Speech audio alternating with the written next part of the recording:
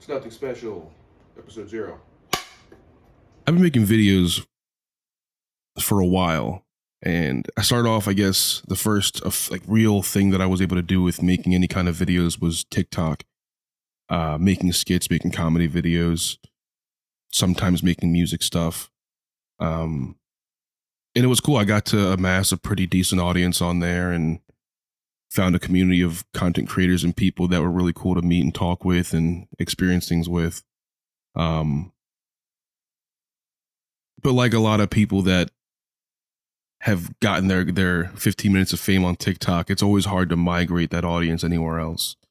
Um, Especially when the content you're making isn't something that they're following you for a specific thing that you're bringing to the table. You know, if you're making comedy videos, but they're all just the trends from TikTok, then everyone can make those trends. Anyone can make those things. So when you're like, hey, go follow me on Twitch or YouTube or follow this, follow my Patreon or whatever else it is, it's hard for, I think, people to see the difference between you as a person and the content you make and the trends that you are recreating.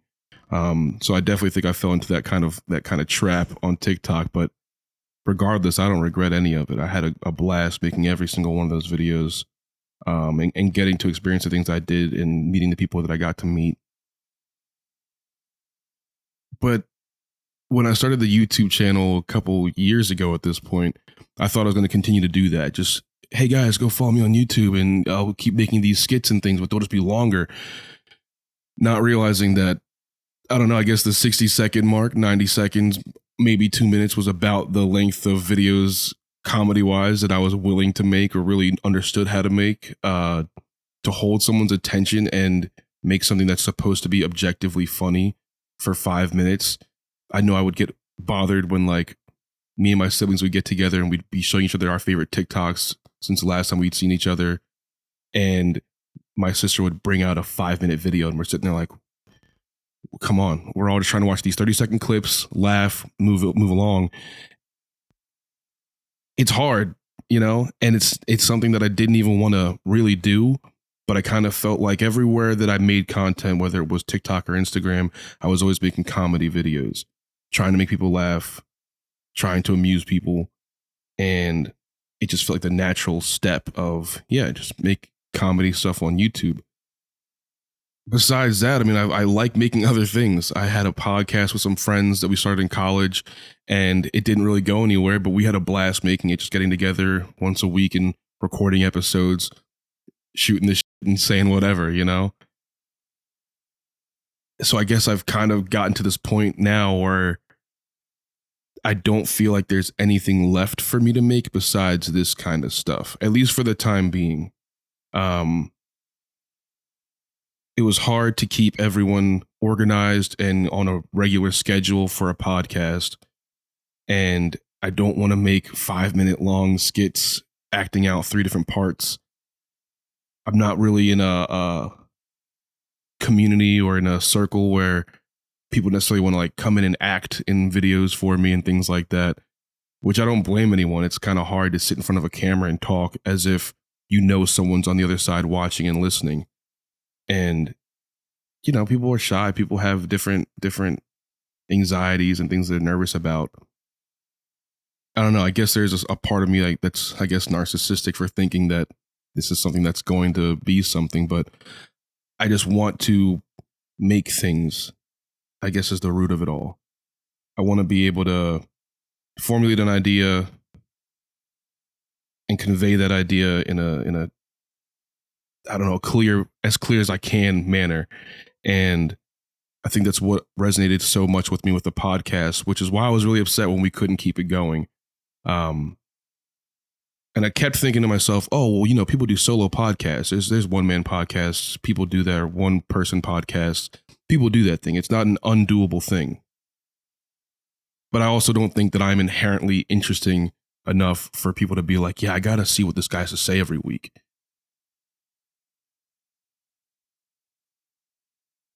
But that's kind of the whole point of content creation.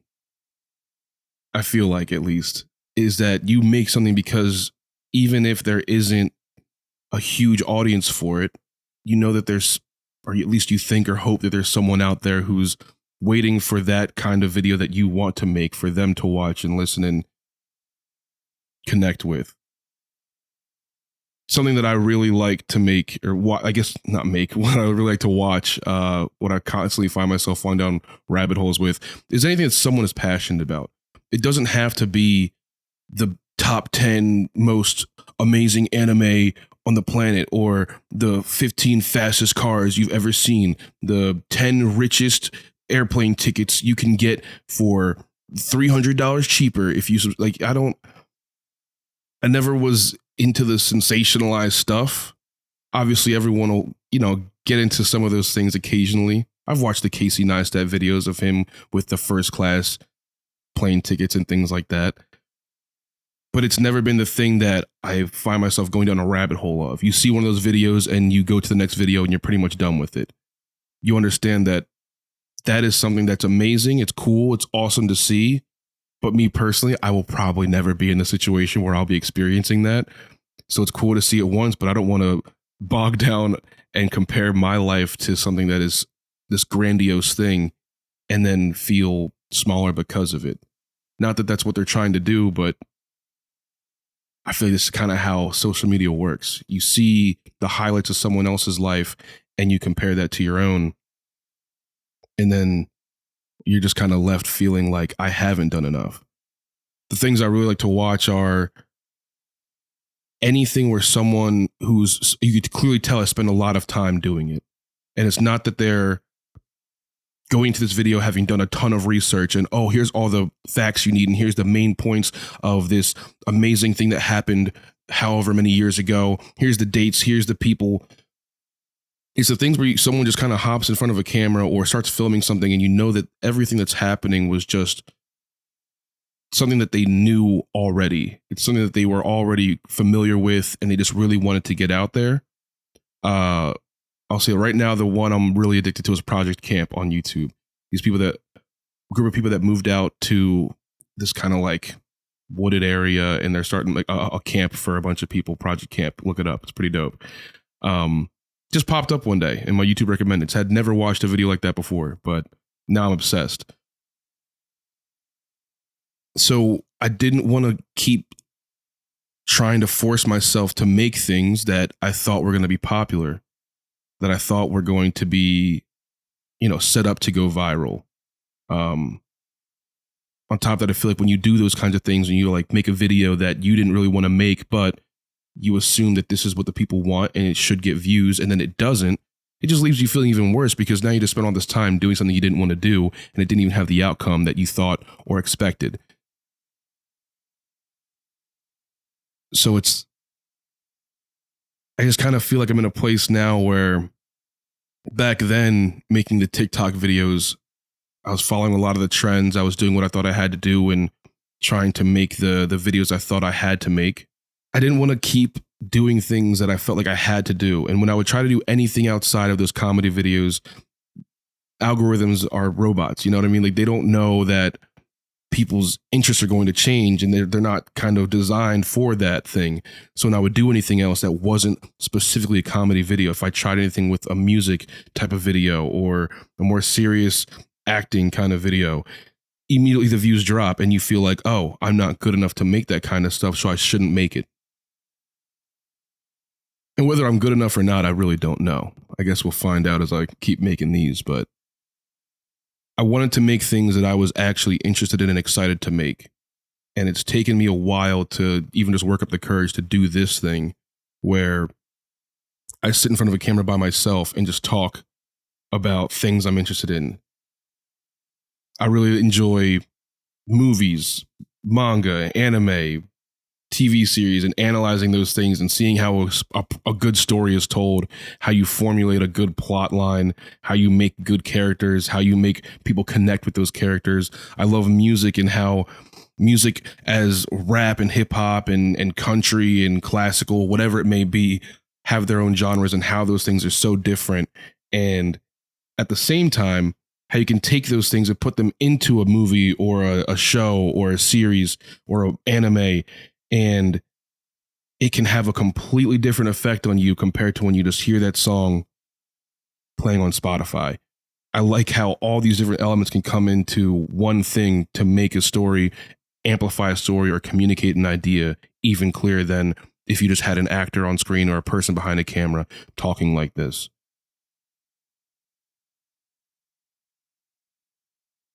Not to say that nobody else thinks that way. I think a lot of people do. A lot of people realize those things, but I'm just not, I feel like, surrounded by people in my life right now that are interested in that kind of thing. That's no knock on anyone that I know, just different interests. And that's just where my interests are. So it's tough for me to find those conversations where I can have them with people where I kind of get to go in depth of, oh, well, in Wind River, the reason why they made a point of showing that the guy makes his own bullets is because it's like all those little movie details, you know what I mean? Those little nuggets, those facts you find. I love that kind of stuff. I like watching the directors' roundtables on YouTube and seeing how the different actors, how they got to where they are, or how a director formulated a story, or what their inspiration was, or the challenges they faced as they were trying to make a product. I love that kind of stuff. I love that the story itself is a byproduct of everything that came before the story. And I feel like in Hollywood, and when we see these big pictures and these polished studios making these things, we kind of lose I don't even know how to put it, I guess. We kind of lose the understanding that this isn't an easy thing to do. And if someone is able to make you fall in love with a piece of media, there are so many things that happened before, during, and after that molded how you perceived it. And that's the kind of stuff I want to make. I want to be able to talk about those, not necessarily niche, but those really almost hyper specific things that I'm interested in a place where if anyone else feels the same way, they feel like they have someone they can watch that, yeah, like I don't have a ton of friends that are willing to talk about these different manga with me, but at least I can watch this YouTube video and weigh in on the comments or something like that. That's all I really want to do. So I guess with the TikTok thing and all the videos I've made in the past and all the things I've done in the past with content creation, it's helped me realize what I don't want to make.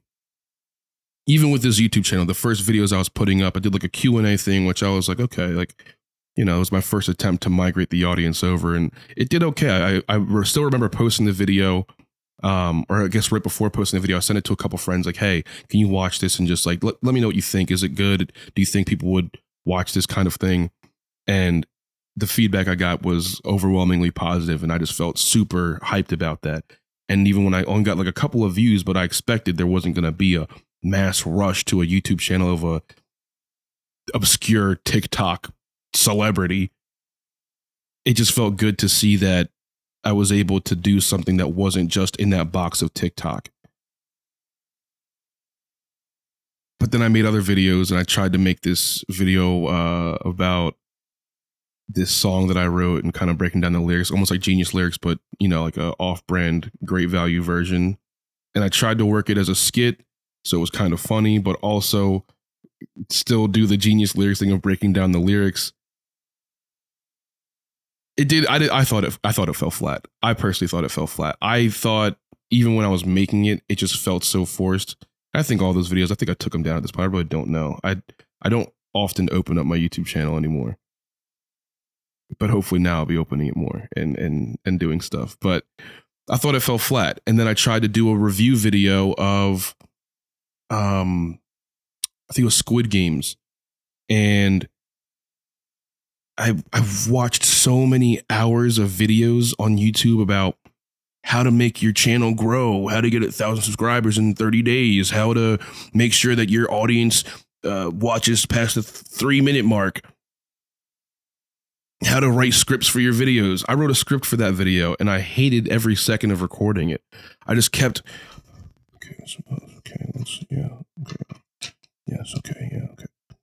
so what say Björk? No, okay, let me try. What if I took out this? It was just so much more work than I thought it would be. I thought if I wrote down everything I thought about it first, then communicating it would be a lot easier because I already have the details down. But it just became, for me, a perfectionist type of ordeal, or I'm just trying to say exactly what's on the paper, but not look at the paper and look into the camera, but remember what I wrote. But what I wrote was so technical and nice sounding that I don't usually talk like that. And it sucked. It sucked. I hated making it, but I was like, I want to make this YouTube thing. I want to do these YouTube videos. And after that, I just kind of felt like this isn't something that I really want to do. And I thought that applied to content in general.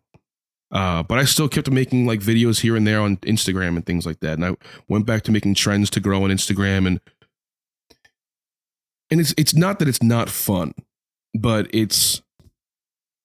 I like telling jokes. I like having fun and doing the comedy thing, but it's not everything that I want to do. I want to be able to experiment with different formats, try different things. I like podcasting and long form content. So it kind of just taught me and put into perspective all the things that I did not want to make. So now I know, and I've narrowed down and zeroed in on what I do want to make, which is this kind of thing. And also I still want to do the music thing. And if I get an idea for a skit and I really think it's funny and I'm making it and I'm still laughing as I'm making it, I'm watching it back as I'm editing and I'm still laughing as I'm editing, then I'll make the skits. But I don't want to fall into that trap again of trying to do things that I think are going to go viral or get numbers or get views or get likes.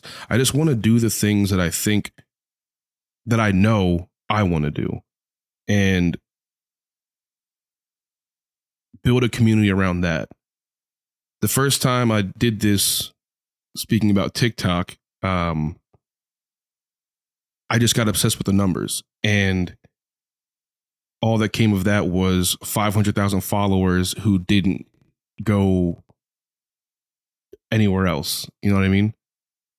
Stayed on TikTok. You know, I got a little bit of a following on Instagram, but it didn't go anywhere. I got to work with a couple of brands and make some little ad things, and all of that was great. And I don't regret that stuff. I don't regret the opportunities I had because of it. I don't regret the things I got to do and the people I got to meet. But it definitely also led to me feeling like, I guess, a bit of that imposter syndrome where you make a video and you know that it was a good video. You know that you did well with making it and crafting it. And maybe you had a script and you know that you wrote the script well, but it just didn't do the numbers because it just wasn't your day or your week with the algorithm. And then you're feeling so bad because, well, the trendy video I made went viral, but when I make my own content, nobody likes it. It sucks. It makes you think like you didn't really earn what you had. There was definitely times where I was feeling like, man, I have 500,000 followers, but did like I actually earn this? Or was this just a product of a couple videos going viral and there's really only maybe 10,000, which is still a huge number. 10,000 people is still ridiculous, but maybe it's only a fraction of those people actually care about what you're making. So now I'm just trying to focus more now on flipping that, reversing that. Now I just want to make exactly what I want to make. And if the numbers aren't there, you know, who cares? Because I wanted to make it. And if I want to make it and I feel good about what I made and I'm not hurting anyone, then I'm happy. You know what I mean? So that's all this really is. This series is just going to be that kind of talking about exactly what I want to talk about, my quote unquote niche interests, whether it be movies, whether it be some books that I'm reading, whether it be something that comes up in the world. I don't know. I want to try to stay away from reaction content. If I end up doing that in the future, who knows? But like for the time being, like I don't want to do that kind of stuff of like, oh, this popular YouTuber just got arrested because of a prank they did. Like I don't want to go searching for other people's content to take the numbers that they had to make my own, if that makes sense. I don't want to use a viral video to hopefully make my video viral, or a viral instance to make something that I made do better. Um, so I really want to focus now on just building something from scratch with exactly what I want to do. I know I keep saying that. I keep saying I want to just do what I want to do, make what I want to make, but I don't really know how else to say that. So that's where this kind of came from. It's nothing special. Is just exactly that. This isn't anything special. It's just some dude in a room talking to a camera, and it's not going to be like the Philip DeFranco news thing. It's not going to be a 45-minute podcast with guest stars and amazing conversations of trips to, I don't know, Bali and stuff. It's just going to be like, hey, I read this book, or I read this manga, or I watched this show, or I went on this trip, or, regular people things, because I'm just a regular dude. And that's all I can really, it's all I can really control, I guess. So yeah, it's nothing special.